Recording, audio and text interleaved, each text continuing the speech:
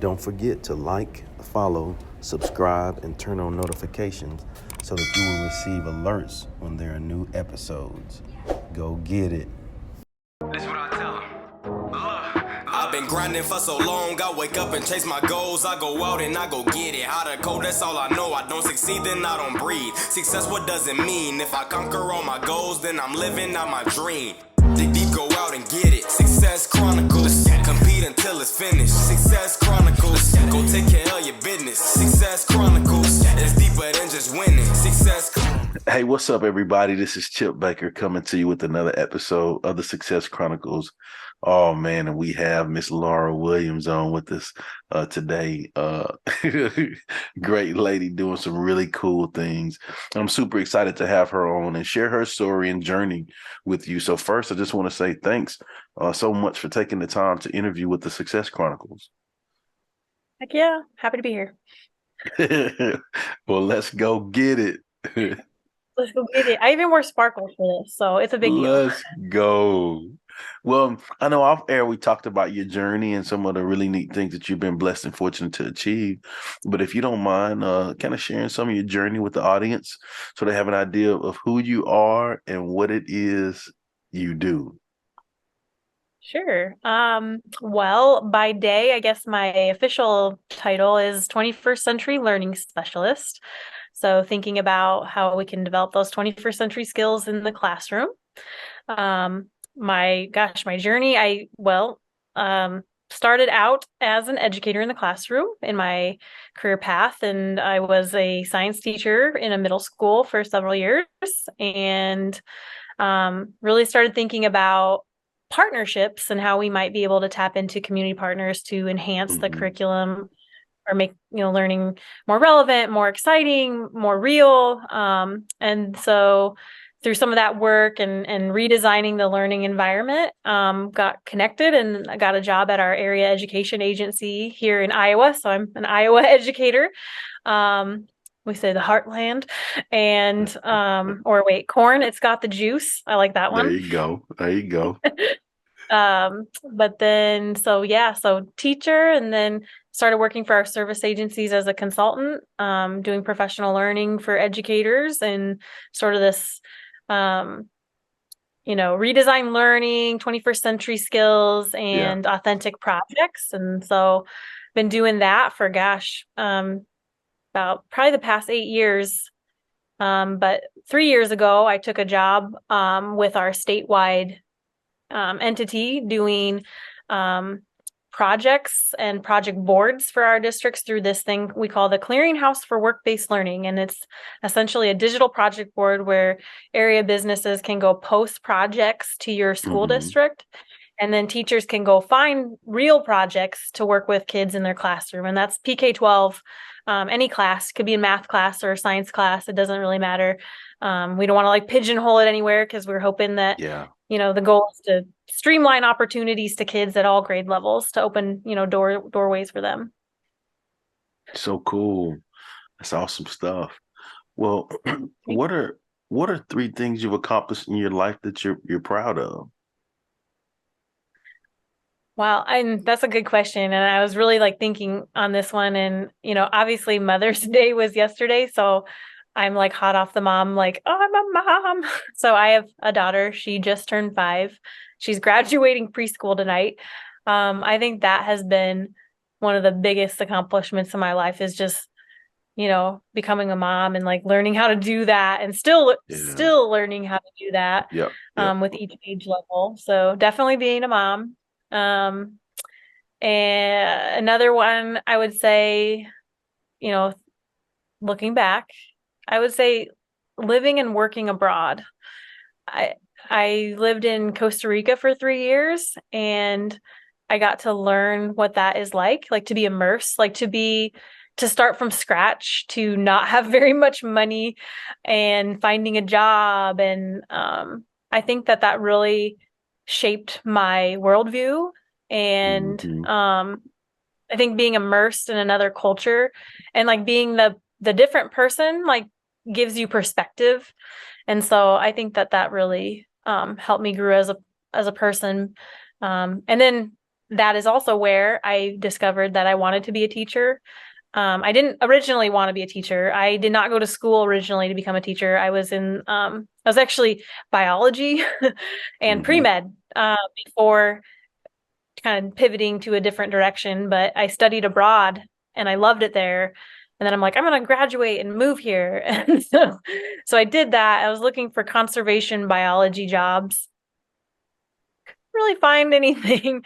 It's really, and I learned that it's really who you know. It's your network when you're looking for jobs. And so the first job I could find was babysitting. So I babysat for like a year while I was living there. My apartment was so tiny and like it was, you know what though, best times, best times. Yeah. I'm so glad I did it. And then through word of mouth, I got a job at a private bilingual school. And so I was la gringa. That's what they called me. And I taught kids. Yeah, I know. I embraced it. I loved it. You know, it was a good culture. So, um, yeah. So I Yeah. learned how to be a teacher by like simply just trying and taking that Yep. risk. I never Getting had in the formal frying training. pan. Yeah. Just Get in get there. in there, Yep. made plenty of mistakes. I am Yep. first to admit, like, I tried things that did Yep. not work. I learned from that and No doubt. discovered, loved it, loved the kids. The kids were I think the best thing about being a teacher is the relationships. And that was what I clung to. I was like, this is what I'm meant to be doing being an educator. And so, moved back to Iowa, went back to school and, changed course, became a science teacher. So, that was probably one of my biggest accomplishments is like going through that journey, I think. And then along with that is like, I joke because I really like the University of Iowa. Are they listening? You guys, I'm talking about you. University of Iowa, great school. Go Hawkeyes, Big Ten. Let's go. Let's go. I have a hat trick from the University of Iowa. So I got my bachelor's and I have 2 master's degrees. I went back and got my principal licensure and my admin degree. So I'm actually, I don't know what do you call, like you're a sports person. What do you call like a 4-time? I'm going back for my doctorate. So I start this fall. A 4-peat. I don't know. What is it called? I don't don't know know. what you call that. 3-peat, Well, 4-peat. I don't know. there. Well, yeah. So I'm going back and I think that that's kind of cool just to be overly educated and of course overly in student debt, but that's okay. Future Laura will pay for it. No, I'm just kidding. So yeah, I think that's kind of a cool accomplishment. And then we talked about this, well, kind of the sound was kind of funky, but I'm hopefully going to be an author or a published author very soon. I just finished writing my first book ever, and it's on the pile. And so hopefully before this new school year, it'll be released. And I'm so excited to share more of, stuff about authentic learning and agility in the classroom and how we can up the ante for kids and our own selves. It's a learner journey, not just PK-12 kids. It's all learners, Yeah. Cool. Well, just hearing you talk about your journey, the things that you've accomplished that you're proud of, which is also a journey, I would consider that to be hugely successful. So let's hit on success. What is your definition of success? Well, for me, I feel like it's been a moving target because I think we evolve and we discover our passions and sometimes like it can be staring at you your entire life, like what you should be doing, but you just don't know it yet. Come on. Right. And so, I'm still living and learning. And I think that success is when you realize you are taking that next best step. You are following your wild heart. Like, that this is the path you're meant to be on. You know it in your bones. And I think when you're on that, it doesn't have to be grand. I think when we say success, people think, money and like these grand things. And I don't think it has to be so grand as long as it's fulfilling and fills your cup. And I think as you take those steps, it's like lock and key. It was like meant to be. And it's that feeling of like, the world's been telling me this the whole time. And like, I'm just now like seeing it. And obviously makes you feel good, like it's cup filling. And so I think that's what success is. And you just kind of have to figure out what that thing is, like what that sets your wild heart on fire, that, keeps you going, motivated to try new things, to take the risks. I think it's the thing that Mhm. like gets you to take that next step, Yeah. even with fear of failure. Like Yeah. you're still gonna go. So true. So true. Well, what I want to do now is I was gonna say I was gonna say now to the fun part, but it's all been fun for me. Oh, thank you, Chip. It's all been fun for me. But I guess now to the funner part. But what I want to do is just throw out some words or phrases, 3 words or phrases at you. And if you don't mind, just share with me what comes to mind or to heart as you hear these. You good with that? Yeah, that sounds fun. Ooh, Let's get it. All right. let's get it. So the first one is quality relationships. Yeah, quality relationships. I think that is the bread and butter of the business. Hmm. Um, I think it's hard to move anything, whatever it is, whatever you're trying to move, whatever you're trying to like inspire, innovate, or create. And in my case, I feel like it's a movement. You have to really believe that, authentic learning and an agile classroom is a solution. And so to bring people on and to get people excited, you really do have to develop those quality relationships. There's got to be give and take. There's got to be what they say, radical candor. Like you have to be open and honest and share, and like you have to create that sort of psychological safety to be able to have those conversations. And so it is work, but it's worthwhile work. It's an investment, and I think it always pays back when you invest in quality relationships. I have one word in response to your answer that you gave, and that word is boom.